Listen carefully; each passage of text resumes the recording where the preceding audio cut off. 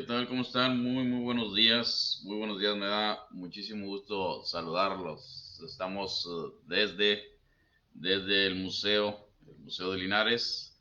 Amigos, queremos compartirles. El Museo de Linares está abierto ya, está abierto al público. Ya tenemos días de estar eh, recibiendo visitantes aquí en el Museo de Linares.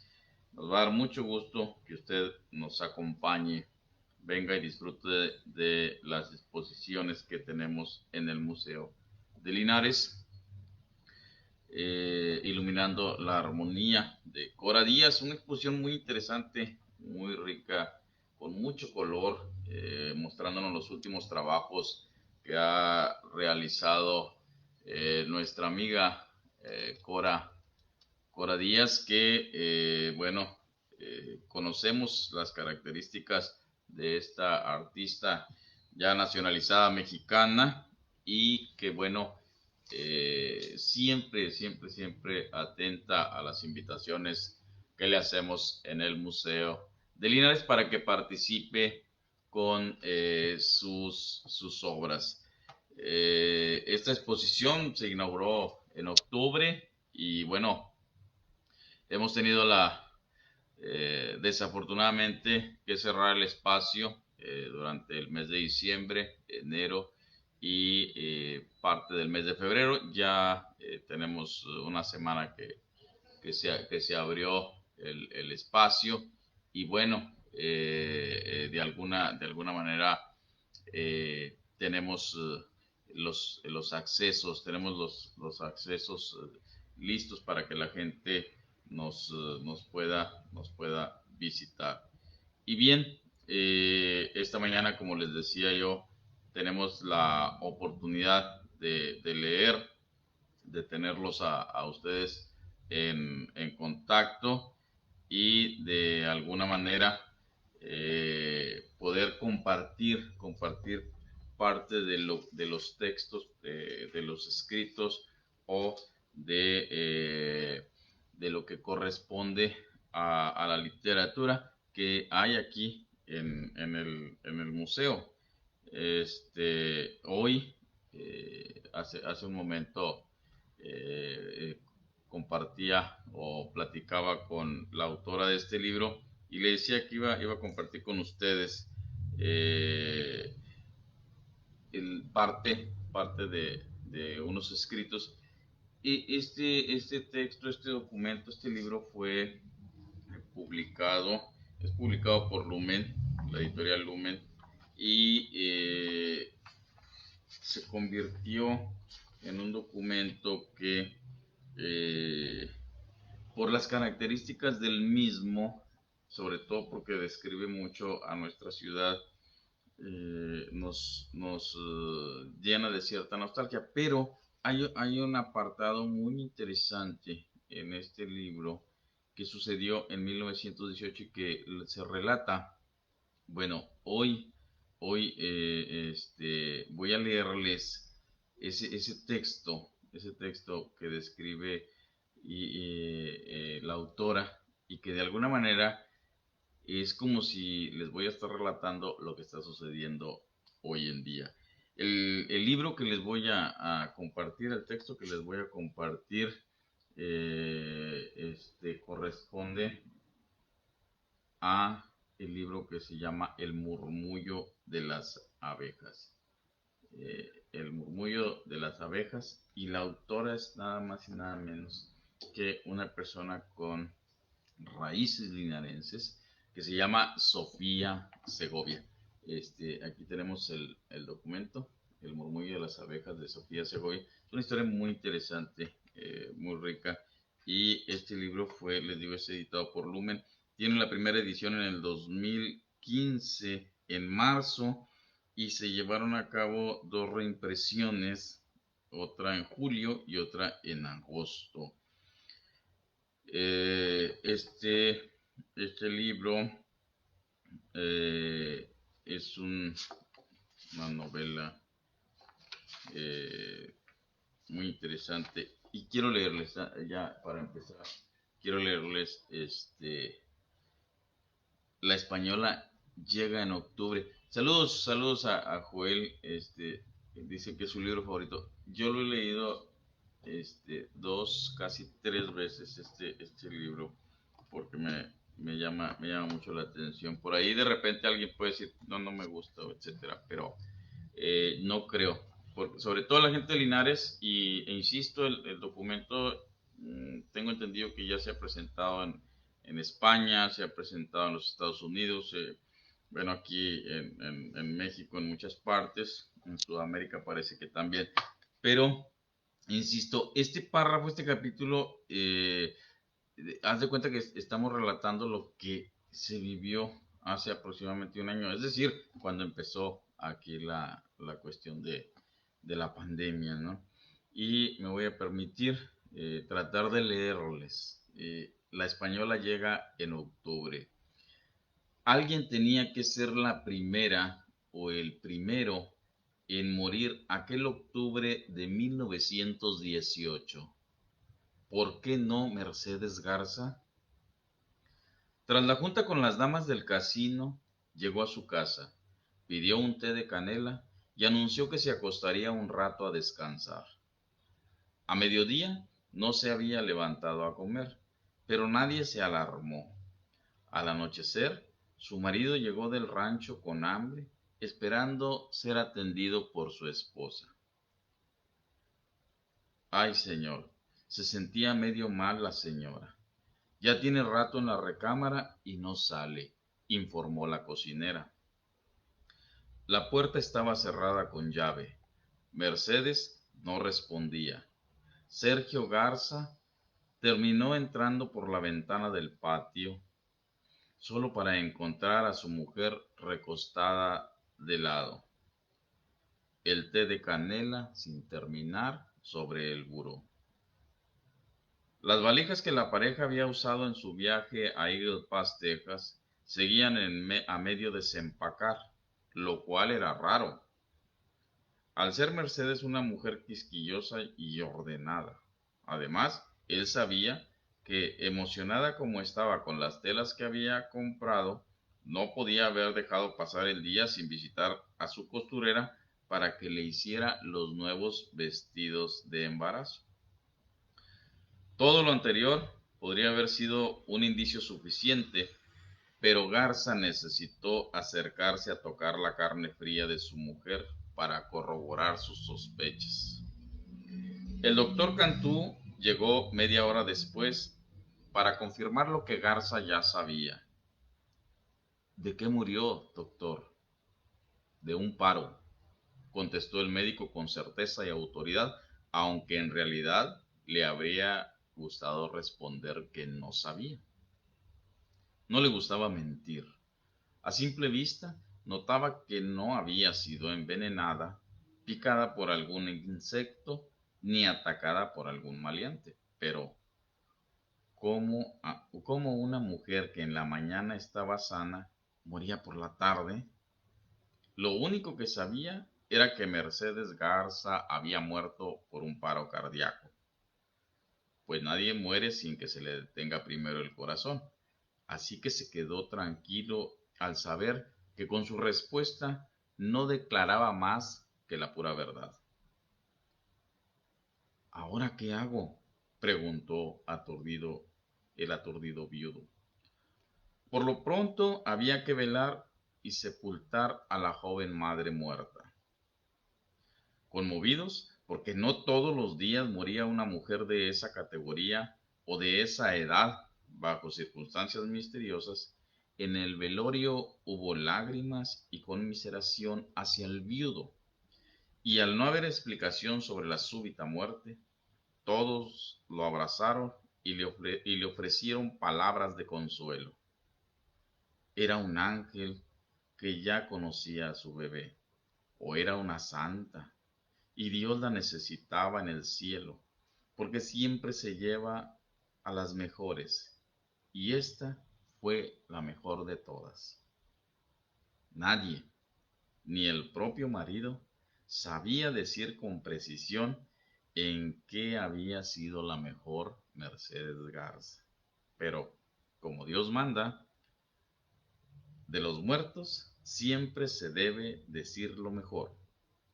Todos, hasta el propio marido, sabían que la difunta era malhumorada, presumida desde niña y que maltrataba a los empleados de servicio de su hogar. En fin, todos sabían que santa, lo que se dice santa, no era, y Ángel menos, aunque por ese día a la muerta por muerta se le perdonaba cualquier transgresión por protocolo. Mañana será un nuevo día. Mientras durara, qué velorio tan hermoso y qué entierro tan emotivo. Qué hermosa se ve, qué bien la arreglaron, comentaban las damas de la alta sociedad linarense. Y ese pobre nonato. Fue el velorio más concurrido del año. Cualquiera que hubiera tenido contacto con la mujer o su marido se sintió comprometido a ir. Ni el afilador de cuchillos faltó, a pesar que la señora le había quedado a deber la última visita. La misteriosa circunstancia de la muerte de Mercedes Garza despertaba en todos curiosidad morbosa. ¿De qué murió? Nadie muere de un catarro, ¿o sí? ¿Quién fue la última que la vio con vida? ¿Quién fue la que le ayudó cuando se sintió mal? ¿Quién era su amiga más cercana? ¿Quién se queda con la culpa de no haberla acompañado hasta su casa, de no haberle recomendado un té buenísimo? ¿Qué tan dolido se ve el viudo? ¿Quién cuidará a esos pobres niños? ¿Cuánto tardará en volver a casarse? Todo esto lo comentaban entre cuchicheos, cara a cara, muy de cerca, pero solo entre Rosario y Rosario, porque lo contrario había resultado de muy mal gusto. Al final, tras el entierro, contagiados por el inconsolable viudo y los pobres huérfanos de Mercedes Garza, no quedaron secos un ojo ni un pañuelo. Ese día hubo muchos abrazos húmedos y pañuelos usados compartidos. Al final, a Sergio Garza le dolía la mano derecha de tanto apretón de condolencia, pero también las piernas y el cuerpo entero sin explicarse por qué. ¿Sería el dolor del corazón que se esparce por todos lados? Ese octubre de 1918, Mercedes fue la primera en morir, pero no sería la última. Al día siguiente, el doctor Cantú recibió de nuevo un llamado urgente de casa de los Garza. Sergio Garza se encontraba mal. Cuando lo revisó, el paciente, apenas consciente, ardía en fiebre, deliraba y batallaba para jalar aire. Tenía los pulmones llenos de agua y los labios y los pies morados. Pulmonía aguda, diagnosticó. Tranquilo ahora sí, con certidumbre. Pero Garza era joven, sano, fuerte, y el doctor no se explicaba semejante ataque. Tal avance de una enfermedad que por lo común tenía una evolución observable. Aún no terminaba de atender al enfermo, a sabiendas de que no había mucho que hacer por él, cuando ya lo buscaban para ir a casa de otros pacientes. Ese día, el siguiente y todos los demás que abarcarían la eternidad de los siguientes 3 meses, el doctor Cantú no tuvo descanso ni consuelo, ni conocimientos que lo ayudaran a ayudar. Tardó un par de días en darse cuenta de que la velocidad con que se esparcía el contagio, que parecía gripe, era algo fuera de lo normal. Que su carácter era algo nunca antes visto. Tardó un par de días más en mandar telegramas para avisar al gobernador Nicéforo Zambrano del alarmante ritmo de las funciones en los alrededores de Linares. En Monterrey ya tenían el mismo problema, por lo que el gobernador demoró en responder. Ocupado como estaba con la espera de instrucciones desde la capital del país para saber cómo atender ese mal que no solo se había esparcido por Nuevo León, sino por casi todos los estados de la frontera con Estados Unidos. Tardaron en nombrar a aquella peste, aunque ya sin energías para mostrarse creativos e inventarle ellos mismos su nombre, adoptaron el que el mundo entero y enfermo decidió bautizar a la enfermedad recién nacida influenza española. De cierto modo, Mercedes Garza había sido afortunada al ser la primera en morir, pues la despidieron cientos de personas con gran pompa y estilo. Su ceremonia luctuosa había permanecido por años en el recuerdo colectivo, de no ser por los sucesos tras su muerte. Para cuando su viudo murió, 3 días después que ella, ya nadie poseía la inclinación, el ánimo, la energía, ni la salud suficientes para atestiguar su sepultura, y mucho menos para un velorio prolongado. Para entonces, al menos, una tercera parte de los asistentes al velorio de la señora Garza estaba tumbada en la cama en diferentes etapas del mismo mal. Cuando Sergio Garza agonizaba, el padre Pedro acudió a darle la unción de los enfermos y la comunión. Luego, al pie del féretro pronunció unas cuantas palabras rituales, las mínimas necesarias antes de que lo introdujeran en el mismo hoyo que a su esposa. El único testigo fue el sepulturero Vicente López. El sacerdote, que ya tenía prisa por llegar a la misa de 12, se retiró de allí sin ver si tapaban el pozo o no. Vicente López se retiró sin hacerlo, pues, ¿para qué le hago si ahí vienen los hijos mañana o pasado?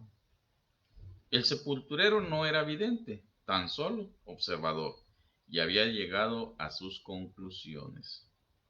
Escuchó a la servidumbre de la familia Garza decir que los niños ya tenían síntomas fuertes de la misma enfermedad. Lástima, no se necesitaba ser médico para saber que estaban desahuciados. Al entregar el cuerpo del patrón, los sirvientes dieron por terminada la lealtad a la familia. Cada uno se fue por su lado para tratar de salvar el pellejo. Algunos pensaban que alguna bruja de la petaca le había hecho mal de ojo a la familia Garza y no querían seguir en esa casa ni un minuto más, temerosos de que la fuerza del embrujo los alcanzara también. La única que se quedó hasta el final porque no tenía dónde ir y porque su dedicación era más grande que la superstición fue la nana de los huérfanos, pues ni los abuelos ni los demás familiares estaban en condiciones ni se atreverían a entrar a esa casa infectada. Es un extracto, mis estimados amigos, es un extracto de El murmullo de las abejas. No estoy relatando ninguna noticia del día de hoy ni el día de ayer. Estoy relatando y estoy compartiendo con ustedes un texto de Sofía Segovia que sucedió en 1918. ¿Sí?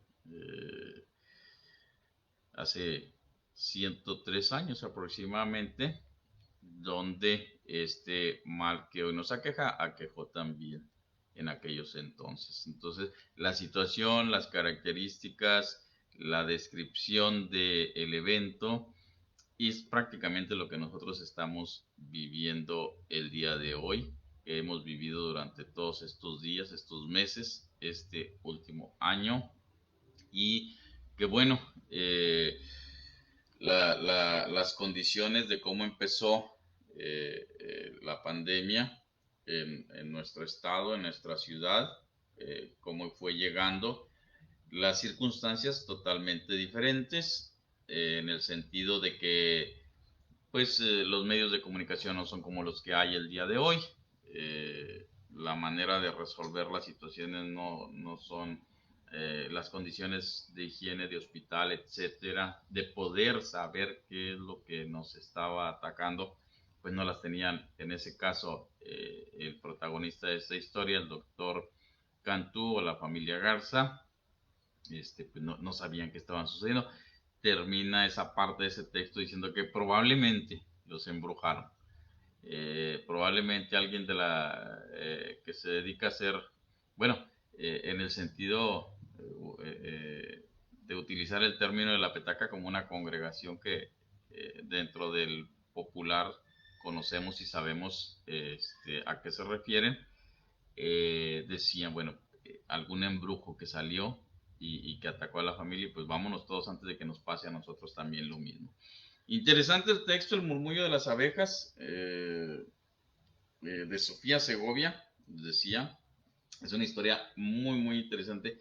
Eh, Forma parte de este documento, esa parte de lo que dice llegó la española en octubre.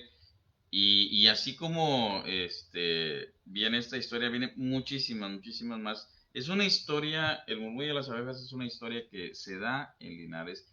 Tiene algunas modificaciones, algunas adecuaciones, desde luego algunos nombres, pero los escenarios, la situación, los personajes existieron en la mente del actor, existieron los apellidos, algunos en la realidad, en Linares. Entonces, les recomiendo. Vamos a seguir leyendo El murmullo de las abejas. Vamos a hablar con Sofía. No hay ahorita ya libros aquí en existencia en el museo. Si Sofía nos está viendo, pues mándanos unos libros, Sofía, para que si alguien gusta adquirir. Joel ya lo leyó. Ricardo Armenta, qué buen libro. Espero que lo hayas leído, Ricardo. Gracias por escucharnos. Y a todos los que nos escucharon, que me escucharon esta mañana, que hicieron el favor de escucharme, vamos a seguir leyendo El murmullo de las abejas. El próximo viernes leeremos otro apartado por ahí, o continuamos, igual y terminamos vamos a ir terminando este capítulo muy interesante. Amigos, les recuerdo, el museo ya está abierto y abrimos el domingo también, ya se abre el domingo. Vamos a seguir las recomendaciones que la Secretaría de Salud nos está indicando, a cuidarnos, la utilización del cubrebocas, uso de gel, uso de desinfectante, los tapetes desinfectantes, y bueno, guardar la sana distancia. Y les agradezco mucho. Nos vemos el próximo lunes. Está Pati leyendo con ustedes, y por ahí tenemos el miércoles invitado. Nada más de que me confirme, por ahí se le extendió la invitación a Vicky, a ver si nos puede acompañar. Entonces, les agradezco muchísimo. Sigan disfrutando las exposiciones del museo. Visiten el museo. Hoy en día, el Museo de Linares ocupa muchísimo de la ayuda de ustedes. Los esperamos. Espero sigan leyendo, continúen leyendo. Y si alguien quiere participar con nosotros los miércoles y quiere venir a leer, aquí lo esperamos. Aquí lo esperamos desde el museo. Fue un gusto saludarlos. Gracias a todos. Que pasen un excelente fin de semana.